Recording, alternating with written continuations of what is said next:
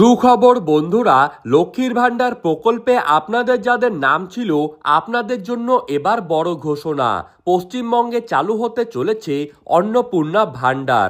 আপনারা আগেই শুনেছিলেন যে লক্ষ্মীর ভান্ডার প্রকল্পের পরিবর্তে অন্নপূর্ণা ভান্ডার প্রকল্প চালু করা হবে। ইতিমধ্যেই রাজ্যে নতুন সরকার এসেছে, নতুন মুখ্যমন্ত্রী হয়েছেন শুভেন্দু অধিকারী মহাশয়। আর এরপরেই মহিলাদের জন্য এসেছে বড় চমক এবং টাকার নতুন তালিকা। মহিলাদের জন্য বড় সুখবর চলে এসেছে। নির্দিষ্ট এই দিন থেকেই মহিলাদের ব্যাংক অ্যাকাউন্টে দেওয়া হবে ৩,০০০ টাকা করে।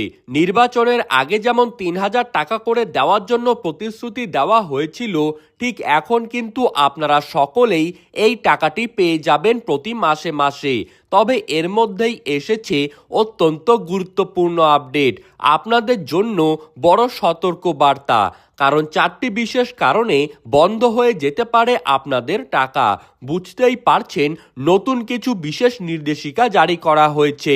আপনারা হয়তো আগে টাকা পেয়েছেন, কিন্তু এবার যদি এই 4টি শর্তের মধ্যে কোনো একটি আপনার ক্ষেত্রে প্রযোজ্য না হয়, তাহলে আপনার টাকা বন্ধ হয়ে যেতে পারে।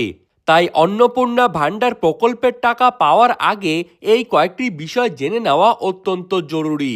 আজকে এই ভিডিওটির মাধ্যমে আমরা জেনে নেব আপনারা কবে নাগাদ এই ৩,০০০ টাকা নিজেদের ব্যাংক অ্যাকাউন্টে পেয়ে যাবেন, কোন 4টি শর্ত অমান্য করলে আপনারা ৩,০০০ টাকা পাবেন না, এবং টাকা পেতে গেলে আপনাদেরকে কি করতে হবে। তাই পুরো বিষয়টি ভালোভাবে জানতে হলে অবশ্যই ভিডিওটি শেষ পর্যন্ত দেখুন। আমরা কিন্তু প্রতিদিনই এই রকম সরকারি গুরুত্বপূর্ণ প্রকল্পের আপডেট নিয়ে আসি। তাই অন্নপূর্ণা ভান্ডার সম্পর্কে প্রত্যেকটি সঠিক তথ্য পাওয়ার জন্য আপনারা আমাদের ইউটিউব চ্যানেলটিকে সাবস্ক্রাইব করে রাখুন। চলুন এবার দেখে নেওয়া যাক কি আপডেট চলে এসেছে। লক্ষ্মীর ভান্ডার প্রকল্পের বদলে অন্নপূর্ণা ভান্ডার প্রকল্পে ৩,০০০ টাকার বড় চমক। এই 4টি ভুল করলেই বন্ধ হয়ে যেতে পারে টাকা। এই 4টি ভুলের মাঝেও আপনারা যদি একটি ভুল করে থাকেন, তাহলে কিন্তু আপনার টাকাটিও আটকে যেতে পারে।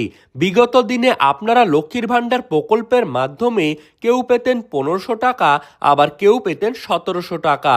মুখ্যমন্ত্রী হওয়ার পর শুভেন্দু অধিকারী মহাশয় জানিয়েছেন, এই মাসের শেষের দিকে অথবা জুন মাসের প্রথম সপ্তাহের মধ্যেই ৩,০০০ টাকা করে দেওয়া হবে আপনার অ্যাকাউন্টে।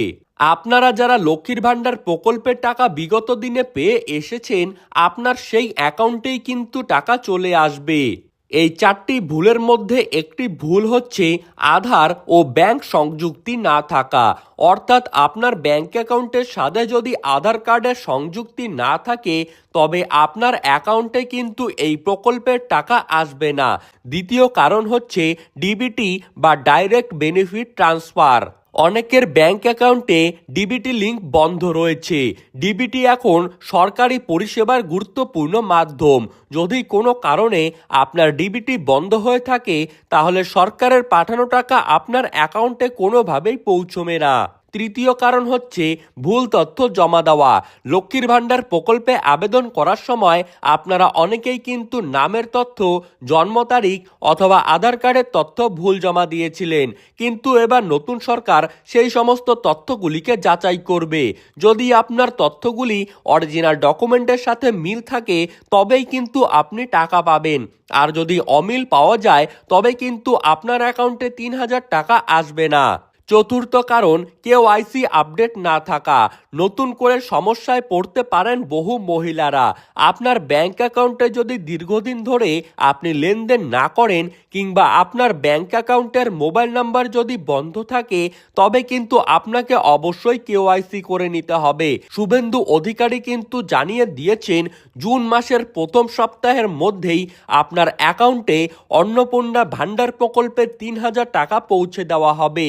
তবে এখন সবকিছুই নির্ভর করছে মন্ত্রিসভার নতুন সিদ্ধান্তের ওপর। যেই মুহূর্তে এই অন্নপূর্ণা ভান্ডার সম্পর্কে নতুন আপডেট আসবে, আপনারা কিন্তু সবার প্রথমেই আমাদের চ্যানেলে পেয়ে যাবেন। তাই অন্নপূর্ণা ভান্ডার সম্পর্কে সম্পূর্ণ সঠিক তথ্য পাওয়ার জন্য আপনারা অবশ্যই আমাদের ইউটিউব চ্যানেলটিকে সাবস্ক্রাইব করে রাখবেন। ধন্যবাদ।